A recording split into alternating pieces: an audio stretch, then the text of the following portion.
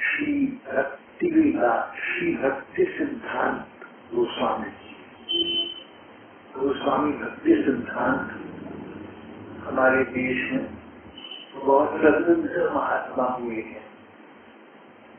भक्ति सिद्धांत गोस्वामी का नाम इसलिए प्रसिद्ध हुआ कि उन्होंने चैतन्य महाप्रभु के संप्रदाय की स्थापना, जिसका नाम आखिर गौड़ीय संप्रदाय है, गौड़ीय मठ, गौड़ीय संप्रदाय। इसके संस्थापक भक्ति सिद्धांत स्वामी जी, इस वजह से उनका नाम सारी भक्ति जगत पर प्रसिद्ध हो गया। भक्ति सिद्धांत स्वामी जी सन 1935 की 1 जनवरी तक इस संसार में थी। 1 जनवरी 1935 को उन्होंने शरीर त्याग किया था। इस पुस्तक के संपादक डॉक्टर कपूर कहते हैं, मैं स्वयं उनसे मिला और उनकी मैं भक्ति गाथा जो लिख रहा हूँ, ये अपने अनुभव के और स्वयं साक्षात्कार के उनसे मिलने के पश्चात है। संपादक कहते कि सन 1931 की बात है। संपादक स्वयं इलाहाबाद विश्वविद्यालय के दर्शन विभाग में किसी दार्शनिक विषय पर खोज कर रही थी। डॉक्टर कपूर PhD थी, गवर्नमेंट कॉलेज के प्रिंसिपल रही और बड़ी बड़ी पोस्ट पर रही, बहुत लर्निंग, बहुत विद्वान व्यक्ति थी। कहते हैं सन 1931 की बात है, मैं इलाहाबाद विश्वविद्यालय की दर्शन विभाग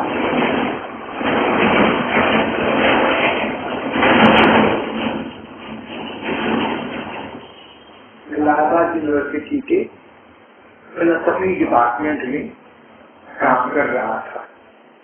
उन दिनों डॉक्टर कपूर ने बहुत अध्ययन किया। उनकी सदा से रुचि अध्यात्म में, परमात्मा, ब्रह्म, जीव, सृष्टि कैसे बनी, क्या हुआ, और लोग किसे कहते हैं, पुनर्जन्म होता है या नहीं होता, इन सब बातों में उनकी बचपन से रुचि थी। और वो इस निर्णय पर पहुंच गए, ये शंकराचार्य का मत सर्वश्रेष्ठ, आचार्य शंकर, जिनके नाम पर आजकल भी कई गद्दियां बनती है शंकराचार्य के नाम पर। आदि शंकराचार्य जो सबसे पहले थे, जिनके नाम पर अब गद्दियां चली करती हैं।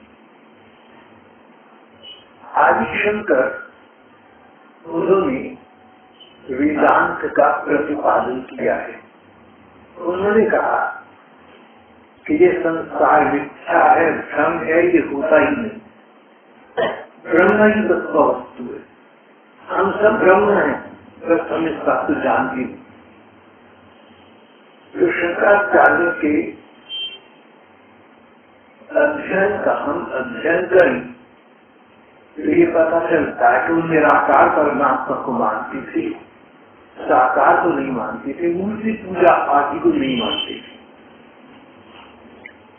इस पुस्तक के प्रणेता डॉक्टर कपूर उनसे बहुत प्रभावित हुए। सारा संसार परमात्मामय है, एक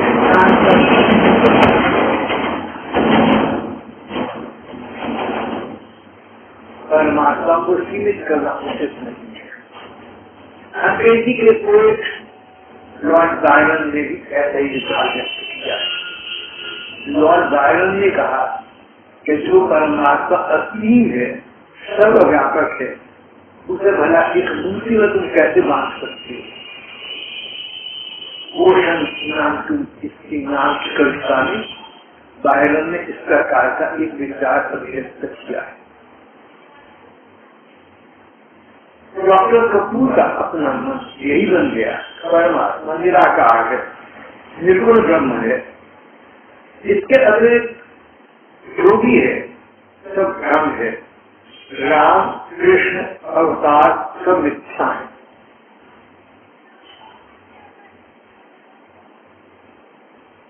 डॉक्टर कपूर की भेंट हुई एक सन्यासी महात्मा से। सन्यासी महात्मा ने कहा कि कपूर, तुम्हारा विचार ठीक नहीं है। देखो,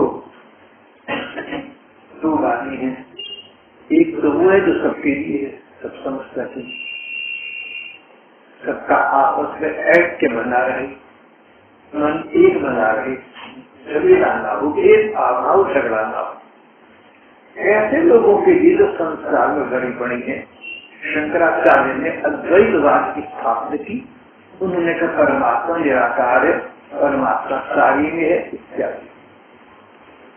आम लोग इस बात को एकदम समझ सकते हैं, लेकिन जो भक्त लोग हैं थोड़े से लोग जिनके अच्छे संस्कार में जो बात को गहराई से समझ सकते हैं, सोच सकते हैं, उनके लिए स्वयं शंकराचार्य ने भी सत्य मार्ग को उचित माना था।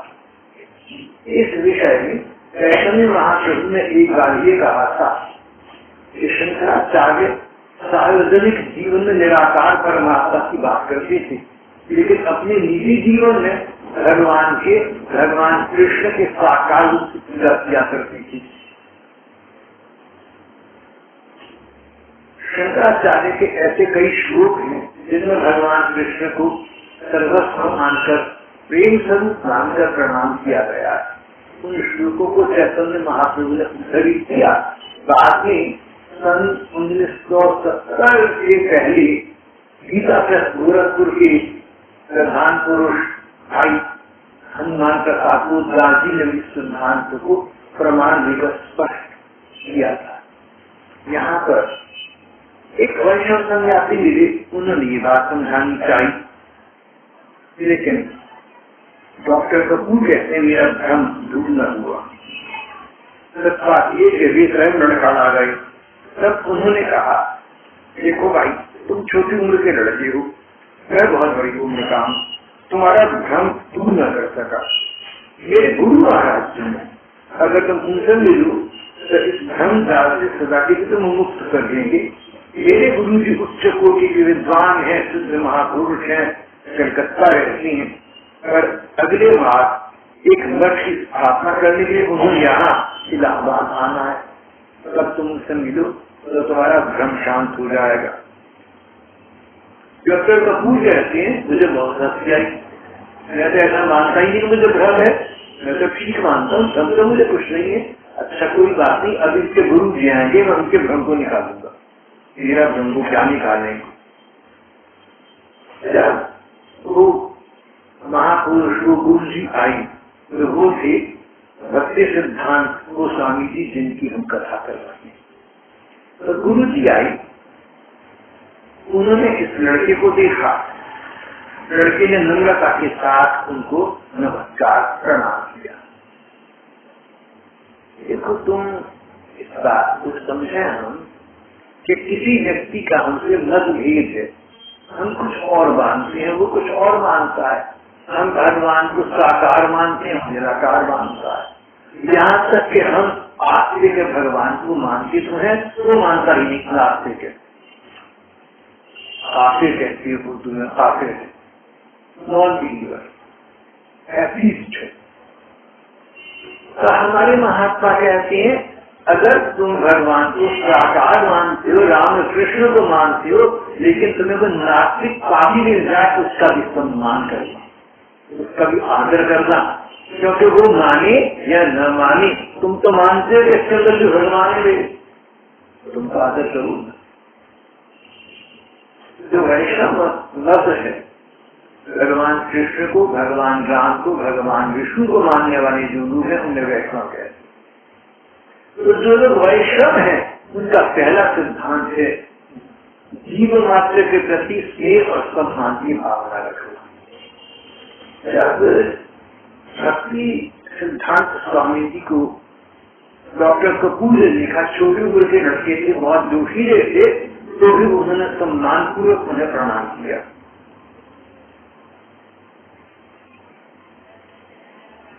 भक्ति सिद्धांत स्वामी जी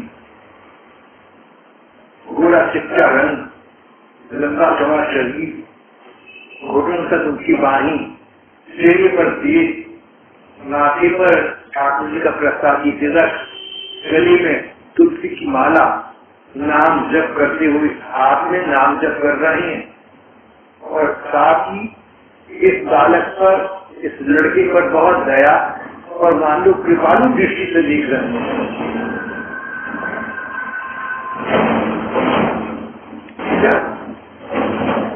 डॉक्टर कपूर कहती है कि मैं छोटू का लड़का था, इलाहाबाद यूनिवर्सिटी के फिलोसॉफी डिपार्टमेंट में अंतिम वर्ष में था। जब मैं इनसे मिला तो मैंने इनको पहले तो प्रणाम किया, धन्यवाद किया। उत्तर में उन्होंने कहा मैं तो श्री कृष्ण का सेवक हूँ, मुझे क्या प्रणाम करती हूँ। देखना डॉक्टर कपूर कहते लगे, अरे इतनी नम्रता, एक महापुरुष सब लोग उनको पूछते हैं, मांगते हैं मैं हम क्या छोटा बच्चा हूँ, लेकिन उन्होंने मेरा सम्मान किया कि नहीं मैं तो श्री कृष्ण का दास हूँ, मुझे क्या प्रणाम करते भैया। बड़ी प्रभावित वही हो गए। उसके बाद विचित्र बात हुई।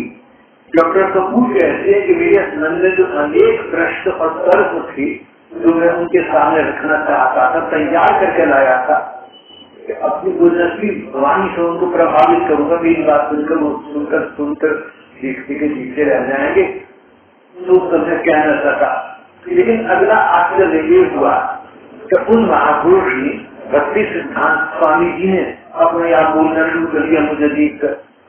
कई दफा लेकिन इनको देखकर मानो परिचय पुरानी डॉक्टर कपूर को देखकर उन्होंने कुछ बोलना शुरू कर दिया। तो जितनी बातें बोली वो ऐसी थी, डॉक्टर कपूर कहते कि मेरे अनेक प्रश्नों का उसमें हल निकल आया, अनेक समस्याओं का समाधान हो गया, अनेक प्रश्नों का उत्तर आ गया, और चकित हो गया कि ये कोई महापुरुष है ऐसे जिनको मेरी मन की बात पता है, क्या ये अंतर्यामी है, या कम से कम ये भगवान के कोई विशेष दूत है, भगवान ने इनको क्यों मेरी बातों को उत्तर देने के लिए। मेरा मन आकृष्ट हो गया, मेरा मन उन्हें प्रभावित हो गया। इसके दो अर्थ हुए। एक तो ये कि वो महापुरुष भक्ति सिद्धांत गोस्वामी जी महाराज सचमुच महापुरुष थे। वो किसी व्यक्ति को जीतने के लिए तर्क का प्रयोग नहीं करते थे, बहसबाजी का प्रयोग नहीं करते थे, प्यार का प्रयोग करते थे। उनका जो शस्त्र था वो था प्यार, सद्भाव, सम्मान। कोई उनसे लड़ाई करे, कोई उनसे झगड़ा करे, कोई तर्क करे, कोई युक्ति दे, कोई बहस करना चाहे तो प्यार से बात करते थे। इतना स्नेह भाव था उनमें कि दूसरा व्यक्ति उनके सामने स्वयं ही नतमस्तक हो जाता था, उसका सम्मान करने लगता था। डॉक्टर कपूर के साथ यही हुआ। उन्होंने बोलते बोलते निराकार भगवान का तत्व समझाते समझाते साकार भगवान पर आ गए। उन्होंने कहा कि जो भगवान निराकार है वो भगवान सर्वशक्तिमान भी है, और जो भगवान निराकार है सर्वशक्तिमान है वो भगवान भक्तवत्सल है, भक्तों का ध्यान रखने वाला है। ऐसी ऐसी बातें कही। फिर उन्होंने कहा भक्त लोगों के लिए ये आवश्यक है कि कोई रूप उनके सामने हो जिसका वो ध्यान सके, ध्यान कर सके। निराकार परमात्मा को कोई ध्यान नहीं कर सकता, हवा का तो ध्यान नहीं कर सकते, सोच सकते, लेकिन आपकी लपट का थोड़ा सा ध्यान कर सकते हो। तो स्वामी जी ने कहा, स्वामी जी ने भक्ति सिद्धांत सरस्वती जी महाराज ने कहा कि इसीलिए भगवान भक्तवत्सल भक्तों की इच्छाओं का ध्यान रखते हैं, तो जबकि निराकार है लेकिन उनमें शक्ति है कि साकार धारण करने। भक्तवत्सल है, भक्तों के मन की बात को पूरा करके, इसलिए वो श्री कृष्ण में प्रेम रूप श्री कृष्ण के रूप में प्रकट होते हैं। उन प्रेम स्वरूप श्री कृष्ण के प्रेम को प्राप्त करना ही जीवन का चरम लक्ष्य है। उनको लगा कि बात तो ठीक है, भगवान निराकार है तो क्या हुआ, सर्वसमर्थ है, सब कुछ कर सकते हैं, और जब सर्वसमर्थ है सब कुछ कर सकते हैं तो भक्तों की रक्षा तो नहीं करेंगे। अगर आपका मेरा प्रेम है और आपको कुछ कष्ट है मैं सुध तो नहीं करूंगा। थोड़ी जस रही समझ में आ रही बात। सोचा था कि इनके गुरु जी से मिलकर उनके भ्रम को दूर करूंगा, लेकिन उल्टा हो गया। शिकारी शिकार बन गया। अध्यापन प्रदान करने आया था, शिक्षा प्रदान करने आया था, वो विद्यार्थी वो शिष्य बन गया।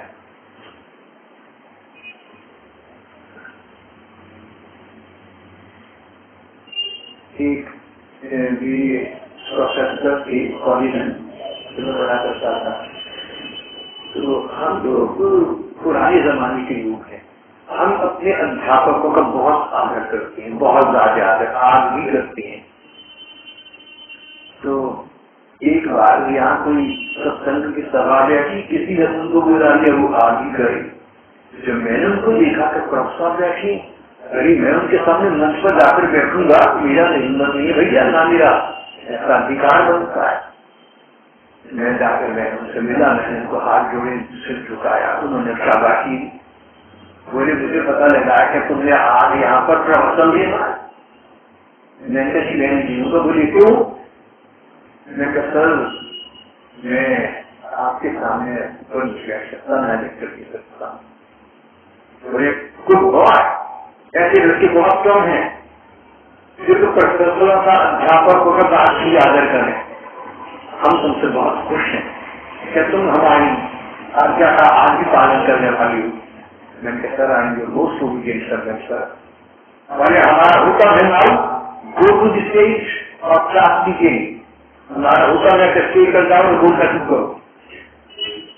इसलिए शिक्षक का कितने समझदार थे, वो कैसे महान थे। कहने जब तुम मेरा हुक्म मानते हो तो मेरा हुक्म ये है कि मंच पर जाओ और बोलना शुरू कर दो, मेरा हुक्म है उसका पालन करो। अच्छे तो बहुत आदमी पूरी पढ़ना।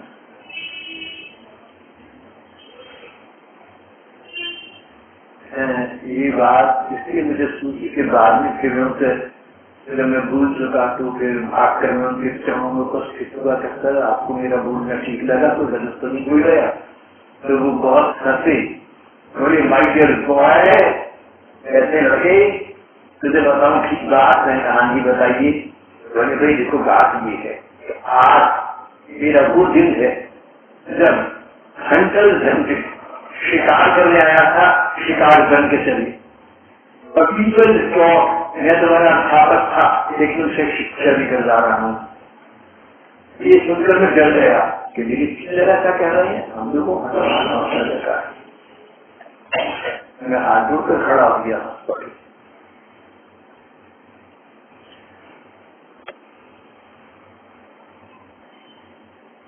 घर जाकर डॉक्टर कपूर कहते हैं, उनके बारे में बहुत सोचता है, बाकी सचमुच कोई महापुरुष हैं। और जो उनके शिष्य मिले थे जिन्होंने कहा था मेरे गुरु जी से मिलना तुम्हारा भ्रम दूर हो जाएगा, तब मैंने उनकी हंसी उड़ाई थी कि भ्रम तो मैं तेरे गुरु जी का दूर करूंगा। मगर बात तो ठीक थी, मेरा बिना कुछ पूछे उन्होंने मेरे प्रश्न को उत्तर दे दिए, मेरी समस्याओं का समाधान कर दिया, मेरा पथ प्रशस्त कर दिया, मेरा मार्ग साफ कर दिया। तो मेरे गुरु तो स्वयं बन गए। उन्होंने भक्ति सिद्धांत गोस्वामी जी ने कहा कि भगवान कृष्ण परमात्मा का प्रेम स्वरूप है। जीव की चाह प्यार की है। छोटा बच्चा होता है प्यार से माटी गोद में लिपटा रहता है, बड़ा होता है खिलौनों से प्यार करता है, और बड़ा होता है दोस्तों से प्यार करता है, और बड़ा होता है नौकरी पैसा पढ़ाई, और बड़ा होता है पत्नी परिवार। कहीं ना कहीं प्यार उसका चाहिए, लेकिन सबके बाद सबको प्यार करने के बाद भी शांति नहीं मिलती, तृप्ति नहीं होती, कहीं ना कहीं कमी बनी रहती है। इसलिए कि सच्चा प्यार एकमात्र भगवान कृष्ण से मिल सकता है। इससे उन्हीं के साथ उन्हीं की साधना करो। ये बात समझ आ गई। फिर उन्होंने भगवान के रूप का वर्णन किया, गुणों का वर्णन किया, लीला का वर्णन किया। भगवान कृष्ण के वृंदावन की गोपिकाओं की लीला का वर्णन किया। उस समय ऐसा लग रहा था जब वो गोपियों की चर्चा कर रहे थे कि शायद अंदर के अंदर कुछ देख रहे हैं, जो देख रहे हैं अंदर सो बोल रहे हैं। भागवत तो सिर्फ नाम दे रहे हैं। सबको तो जो लीला है कि मन में चल गई इसको बता रही है। ये तो बहुत ही आकृष्ट हो गए, बहुत आविष्ट हो गए।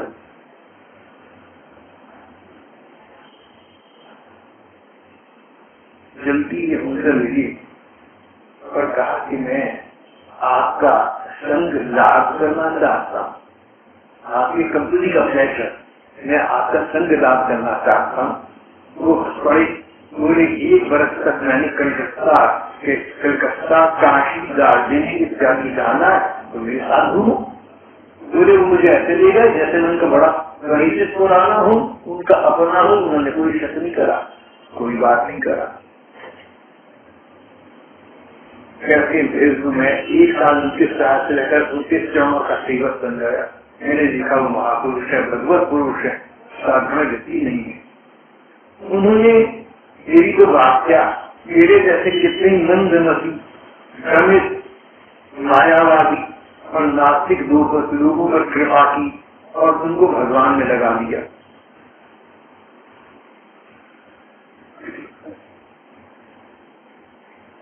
चैतन्य महाप्रभु के विचारों का उन्होंने संसार में प्रचार किया।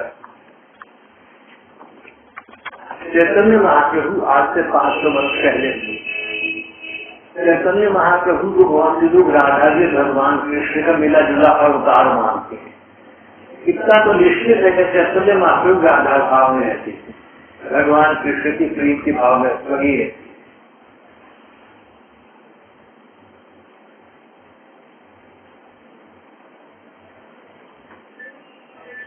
चैतन्य महाप्रभु ने कहा था, कली काले धर्म कृष्ण नाम संकीर्तन शक्ति देना नहीं काल प्रवर्तन।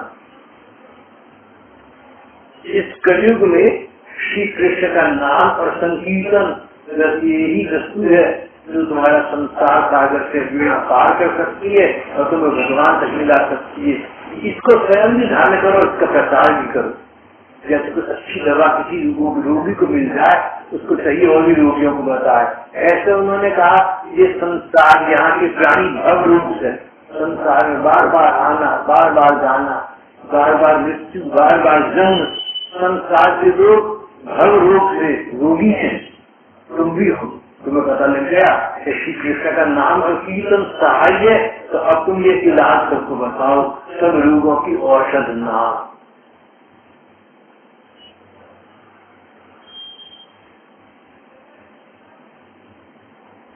भक्ति सिद्धांत स्वामी जी के पिता भक्ति विनोद ठाकुर भी उच्च कोटि के संत थे। उनकी माँ भी भक्त थी। बचपन का इनका नाम विमला प्रसाद था।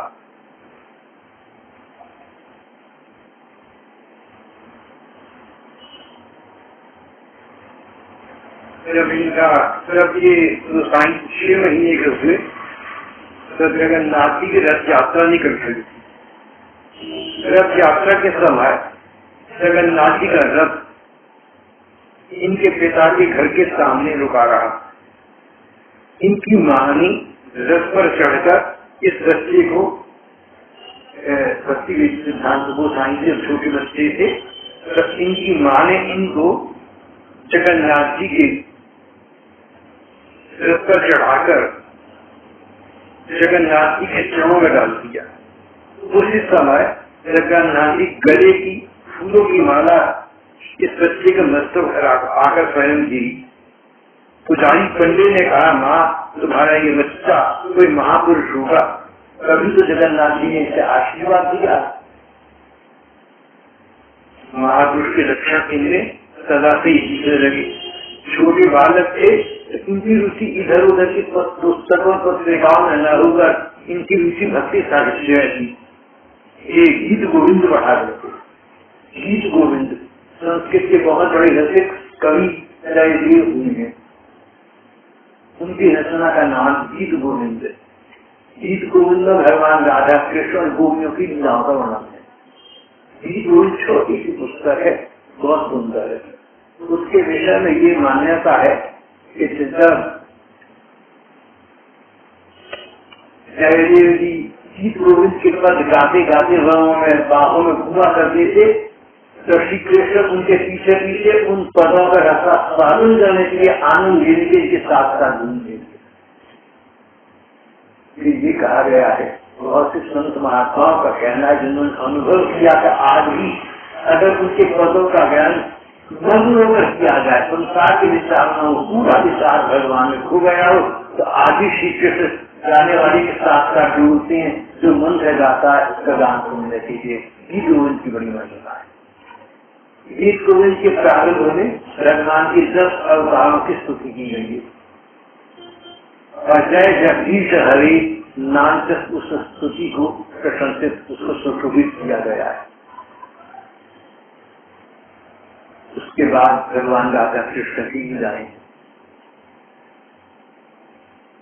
रतन के बहुत सुंदर वर्णन है।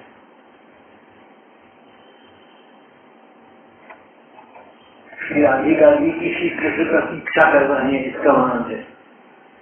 श्री राधा जी श्री कृष्ण की प्रतीक्षा कर रहे हैं, इसका वर्णन है। प्रतीक्षा कितनी उत्कर्ष है, कितने हृदय से की जा रही है। चलते पक्षे शंखयानम रचयति शयनम ससकित नयनम पश्यति सर्वसंस्थानम।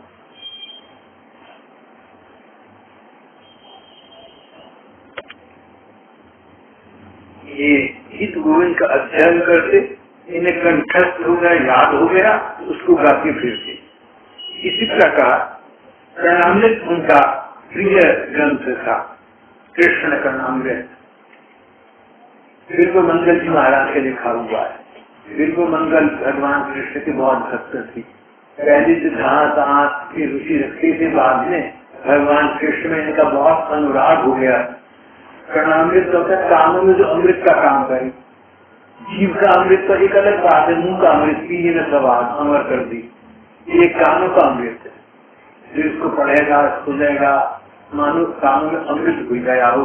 कर्णामृत सचमुच इसी प्रकार का ग्रंथ है। यहाँ की बहुत सी पहली कर्णामृत का नियमित पाठ कर,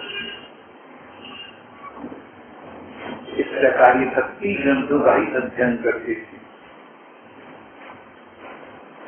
कॉलेज में 1892 भर्ती हुई तो कॉलेज की लाइब्रेरी में जा गए थे, तो वहाँ पर भी अनेक धर्म ग्रंथों का अध्ययन करते रहते। इन्होंने बहुत ज्ञान और विद्वत्ता प्राप्त कर ली। त्रिपुरा एक उन जो रियासत थी त्रिपुरा, जो अब असम में विलीन हो गई। त्रिपुरा के महाराज ने इनकी योग्यता को देखा तो उनको अपने राज्य की रियासत के एक बड़े अधिकारी के पद पर सौंप कर नियुक्त किया। फिर उनसे प्रभावित होकर उन्होंने ये भी कहा कि मेरे लड़के ब्रजेंद्र किशोर के अध्यापन का कार्य तुम स्वयं करो, मेरा लड़का है उसको तुम पढ़ाया करो, तुम्हारी जैसा वो भी विद्वान बन जाए, ऐसा चाहता। इतना होने पर भी इनका मन न चल रहा था। एकांत में विरक्त होकर भगवान का भजन करने के लिए उन्होंने राज्य कार्य छोड़ दिया और एकमात्र अपने आप को अब उन्होंने भगवान कृष्ण के पथ पर लगा दिया। भक्ति सिद्धांत सरस्वती जी चाहते थे किसी महान संत से दीक्षा लेना, दीक्षा प्रवेश। तो ये चाहते थे कि भक्ति जगत में प्रवेश लूं, दीक्षा लूं किसी ऐसे महात्मा से जो स्वयं भगवत प्राप्त हूँ। ऐसे भगवत प्राप्त एक बात का उन दिनों गौर किशोर दास जी महाराज विराज रहे थे, उनके विषय में यहाँ पर पाठ हो चुका है। गौर किशोर जी महाराज वीर तेजस्वी थे। उनको इस बात का नहीं था कि मेरा कोई शिष्य बने, और कोई शिष्य बनना चाहे तो मना कर देते थे। वो कहते सब झमेला है, बखेड़ा है, मुझे न शिष्य चाहिए न श्रद्धालु, मुझे तो श्री कृष्ण चाहिए, बस उनके पद पर धारा हूँ, केवल इतना चाहता हूँ। लेकिन जब ये उनके पीछे पड़ गए और लगे रहे उनके चरणों में जाके गिरे, बोले आपको मेरे पर दया आ जाएगी, तब उन्होंने उनको भगवान कृष्ण के भक्ति मार्ग की दीक्षा दी।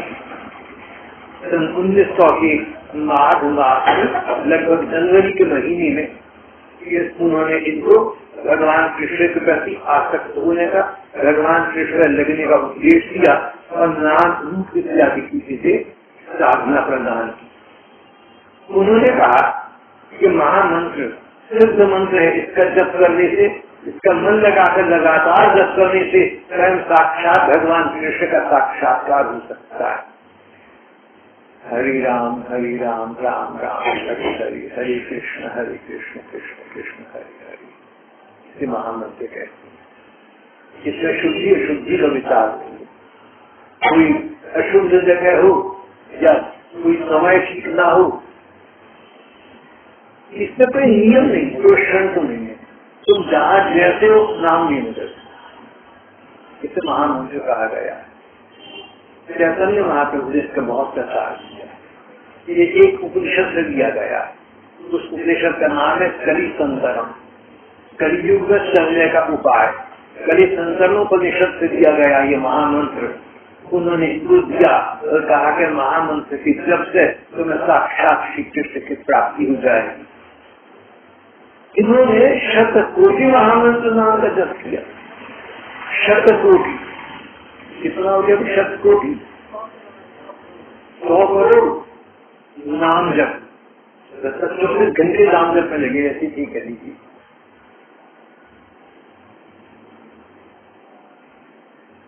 इतना नाम जप करने का प्रभाव हुआ, इनके हृदय में श्री कृष्ण प्रति अपूर्व प्रेम प्रकट हो गया।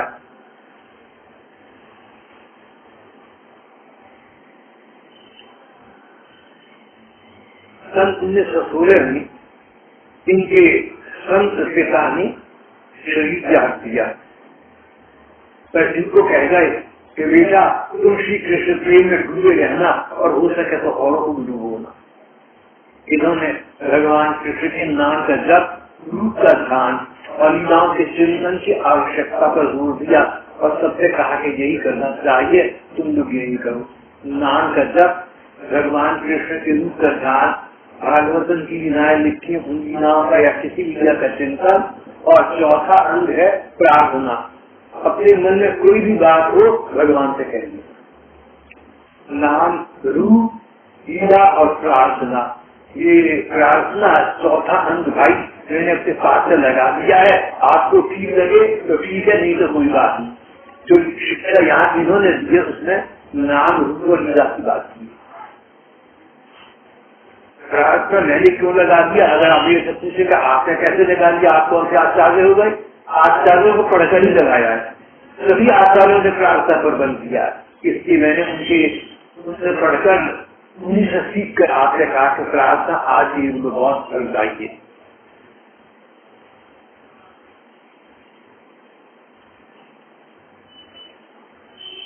सन 1918 से सन 1937 तक इन स्वामी जी ने बहुत नाम और रूप का प्रचार किया। बंगाल के नवद्वीप और मायापुर, कलकत्ता, ढाका अब बांग्लादेश में आ गया है। मेदिनीपुर, त्रिमुना, ओडिशा में जगन्नाथपुरी, अलालनाथ, इसके अतिरिक्त मद्रास, दिल्ली, पटना, गया, लखनऊ, काशी, हरिद्वार, इलाहाबाद, मथुरा, वृंदावन, कुरुक्षेत्र, आसाम, रंगून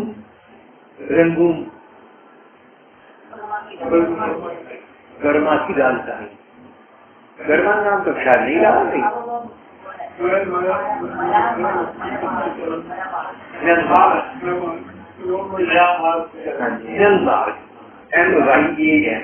म्यांमार की राजधानी रंगून।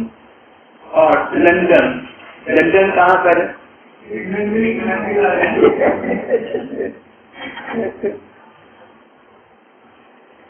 लंदन दुनिया के सबसे बड़े शहर का नाम अब तक रहा है। जब 2 विश्व युद्ध हुए तो बहुत सारी बम एक साथ लंदन पर डाली जाती थी। इतिहासकार कहते हैं लड़ाई खत्म होने के बाद लंदन पहले जैसे खड़ा हुआ। इतना बड़ा है लंदन कि बहुत सा एरिया उसका क्षतिग्रस्त हो गया, लेकिन बाकी एरिया फिर बाकी। जी ने इन सब स्थानों में भगवान कृष्ण की प्रेम भक्ति का प्रचार किया, शासक मठों की स्थापना की,